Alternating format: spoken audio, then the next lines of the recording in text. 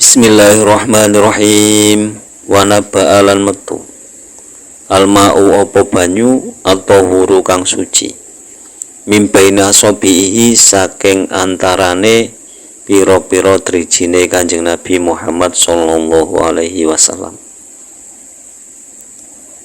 Pada pembahasan kali ini masih tetap melanjutkan pembahasan yang kemarin, yaitu tentang keistimewaan atau mukjizat Nabi Muhammad sallallahu alaihi wasallam. Meskipun mukjizat terbesar Nabi Muhammad adalah Al-Qur'an, tapi banyak sebenarnya mukjizat Nabi Muhammad sallallahu alaihi wasallam. Di antaranya adalah dari jari jemarinya itu keluar air atau memancarkan air yang suci. Jadi air yang suci, yang tentunya kalau air suci itu bisa digunakan untuk bersuci. Wasolalan solat, wasolalan solat. Sapa Kanjeng Nabi bil malaikati kelawan piro-piro malaikat. Lailatul Isra'i ing dalem wengine Isra. Lalu keistimewaan selanjutnya adalah Kanjeng Nabi Muhammad sallallahu alaihi wasallam itu pernah sholat bersama para malaikat di malam Isra. Jadi dulu ceritanya ketika Nabi sampai di Masjidil Aqsa, Palestina, itu arwah para nabi dan para malaikat itu berkumpul di situ menunggu Nabi Muhammad SAW untuk mengimami mereka. Jadi pengen sholat diimami Nabi Muhammad SAW. Tetapi seluruh arwah para nabi, para rasul dan semua malaikat itu turun agar menjadi makmumnya Nabi Muhammad SAW. Lanjut ceritanya kan, akhirnya setelah sholat semuanya kembali ke tempatnya masing-masing. Walai juzulan ora wenang alaihi ing atase Kanjeng Nabi Muhammad al khota'u opo kesalahan. Lalu keistimewaan selanjutnya itu Nabi itu tidak boleh terkena salah atau disalahkan. Jadi tidak boleh salah. Otomatis Nabi memang tidak pernah salah, karena terjaga dari berbuat hal-hal yang salah. Dijaga benar-benar oleh Allah Subhanahu wa taala. Jadi ya, tidak boleh disalahkan, karena tidak mungkin salah. Lalu kenapa kok disalahkan? Itu. Wa yablughu lan tumekahu ing Kanjeng Nabi salamun nasi apa salame menungso. Ba'da mautihi ing dalem sause sedane Kanjeng Nabi Muhammad sallallahu alaihi wasallam. Ucapan salam orang-orang itu tetap sampai kepada Nabi Muhammad sallallahu alaihi wasallam meskipun Nabi Muhammad SAW sudah meninggal. Makanya membaca sholawat dan salam itu tetap sampai kepada Nabi Muhammad. Salam maksudnya di sini salam itu ya, assalamualaikum ayuhan nabiyyu warahmatullahi wabarakatuh. Kenapa bukan assalamualaikum? Karena makam kita masih belum mutakalim, belum khitab dengan Nabi. Kalau sudah khitab beda lagi.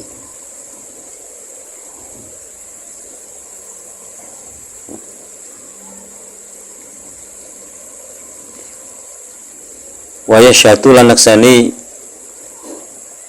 sapa Kanjeng Nabi li jamil ambiyai maring sekabehane pira-pira nabi biada risalatihim kelawan tekane pira-pira risalai ambiya yaumal kiamati ing dalem dina kiamat. Kemudian keistimewaan Nabi Muhammad SAW selanjutnya adalah bahwa Nabi nanti di hari kiamat akan menjadi saksi dari para nabi tentang risalah yang dibawa nabi-nabi tersebut.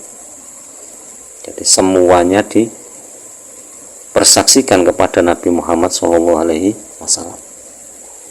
Misalkan Nabi Musa, benar nggak Nabi Musa ini utusan yang diberi Taurat, yang diberi suhuf, dan seterusnya dan seterusnya. Jadi semuanya itu Nabi bersaksi di hadapan Allah atas kerasulan para nabi-nabi tersebut.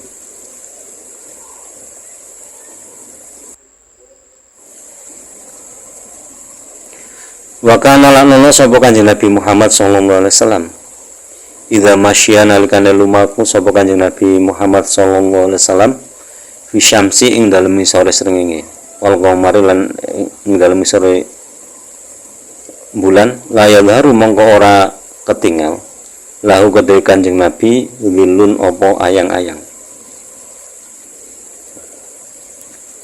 Jadi selanjutnya keistimewaan Nabi itu, Nabi ketika berjalan di bawah sinar matahari ataupun di bawah sinar rembulan itu tidak ada bayang-bayangnya.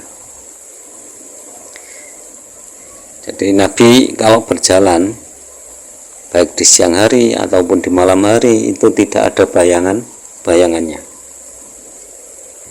Berbeda dengan kita itu ada bayangannya. Terus jangan dinisbatkan ke hal-hal yang lain. Misalkan kok seperti genderuwo katanya nggak ada bayangannya, itu memang bukan jasad dia, tapi masih masuk dalam gaib. Jadi kalau yang masih bangsa jasad dia ya jelas ada bayangnya, kecuali Nabi itu di bawah terik matahari tidak ada bayangannya, terus di bawah sinar rembulan tidak ada bayangannya. Lalu kenapa kok bayangan Nabi Muhammad SAW tidak tampak, padahal beliau di bawah sinar matahari ataupun di bawah sinar rembulan? Karena cahaya Nabi Muhammad SAW itu lebih terang daripada matahari ataupun rembulan. Walayaqaulan ora pisan-pisan menclok alaihi ing atase Kanjeng Nabi Muhammad SAW al-zubabu opo laler. Kemudian keistimewaan Nabi selanjutnya adalah tidak pernah dihinggapi oleh lalat. Jadi seumur hidup Nabi Muhammad SAW itu tidak pernah dihinggapilah lalat. Walam tasulan ora pisan-pisan nyesep damahu ing getahe Kanjeng Nabi Muhammad SAW al-ba'udu apa nyamuk. Kemudian Nabi itu tidak pernah digigit nyamuk. Jadi selama hidupnya Nabi tidak pernah digigit nyamuk. Wa kullu maudhi'in lan utai saben-saben panggonan sholat kang sholat sapa Kanjeng Nabi Muhammad SAW fihi ing dalem kullu maudhi wanda bato lan batasi sapa Kanjeng Nabi Muhammad SAW mauqifahu ing nggon lerene Kanjeng Nabi Muhammad SAW imtana'a mongko kacegah apa al ijtihad fihi ing dalem maudhi ing dalem kulo maudhi yamnatan apane kurang dengan kiblat wa yusrotan lan kurang nyuwune kiblat. Kemudian setiap tempat yang pernah ditempati Nabi sholat itu tidak boleh dibuat ijtihad menentukan arah kiblat, kurang ke kiri ataupun kurang ke kanan, tidak boleh. Jadi misalkan kok Nabi sholat di situ menghadap kemanapun ya itu kiblat, tidak ada kurang ke kiri atau kurang ke kanan. Wa wujubu sholati lan wajibe maca sholawat alaihi ing atase Kanjeng Nabi Muhammad sallallahu alaihi wasallam fit tasyahudil akhir ing dalam tasyahud akhir. Nah, keistimewaan selanjutnya adalah kewajiban setiap orang yang sholat, orang yang mendirikan sholat itu membaca sholawat kepada Nabi Muhammad SAW di tasyahud akhir, dan hal itu termasuk rukun sholat. Apabila ditinggalkan, sholatnya tidak sah. Wa rondolan podo madhep alaihi ing atase Kanjeng Nabi Muhammad SAW jami'ul khalqi sapa sakabehane makhluk min adama awit saking Nabi Adam ilaman tumeka wong ba'dahu kang tetep ing dalem sawise Nabi Adam.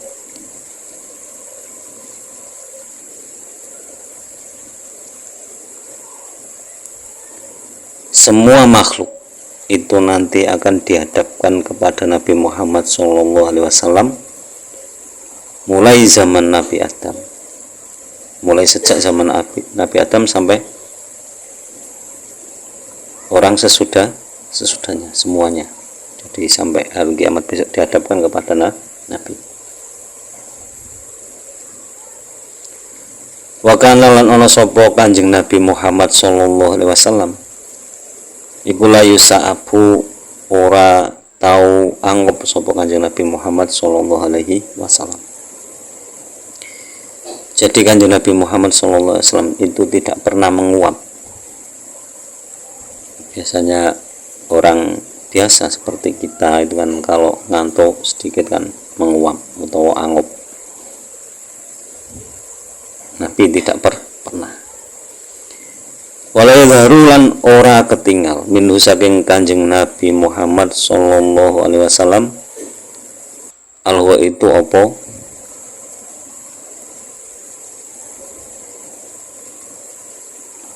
tai atau kotoran manusia. Bal-balik tabtal ahu nguntal hu ing huwaid al ardu apa bumi. Jadi Kanjeng Nabi Muhammad SAW itu ketika buang air besar, itu air besarnya itu tidak pernah kelihatan. Kenapa kok tidak pernah kelihatan? Karena langsung ditelan oleh bumi. Begitu juga dengan air kecilnya, tidak pernah kelihatan. Semuanya ditelan bumi. Jadi bekasnya aja tidak ada, terus baunya juga tidak ada, karena langsung ditelan bumi. Waman lan utawi sapane wong kana kang ana sapa man fi qalbi iku ing dalem atine man harajun apa ora kepenak fi hukmihi ing dalem ngukumi Kanjeng Nabi Muhammad SAW alaihi mongko iku ing atase man yakfuru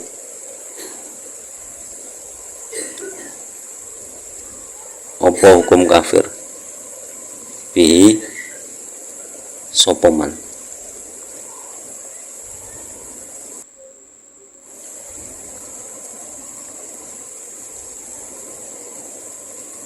Lalu selanjutnya apabila ada seseorang yang dalam hatinya itu merasa tersakiti dalam hukum oleh Nabi Muhammad SAW, maka orang tersebut dihukumi kafir. Jadi hati-hati, jangan sampai merasa kita disakiti oleh Nabi Muhammad SAW, karena ya memang tidak mungkin Nabi itu orangnya itu ngalah, tidak pernah menyakiti orang, bahkan orang kafir saja itu menjulukinya al-amin, orang yang jujur, tidak pernah menyakiti hati seseorang. Itu kok tiba-tiba ada orang yang merasa hatinya disakiti gara-gara Nabi Muhammad, itu ya wajar kalau dihukumi kafir. Walam yusolli lan ora pisan-pisan maca sholawat alaihi ing atase Kanjeng Nabi jamaatun sapa jamaah bal balik sholat mongko maca sholawat anasu sapa manungsa alaihi ing atase jamaah.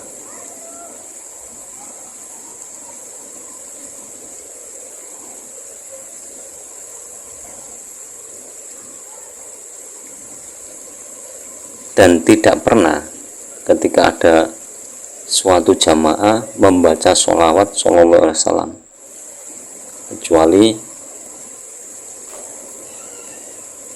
semua manusia akan membaca sholawat kepada jamaah tersebut.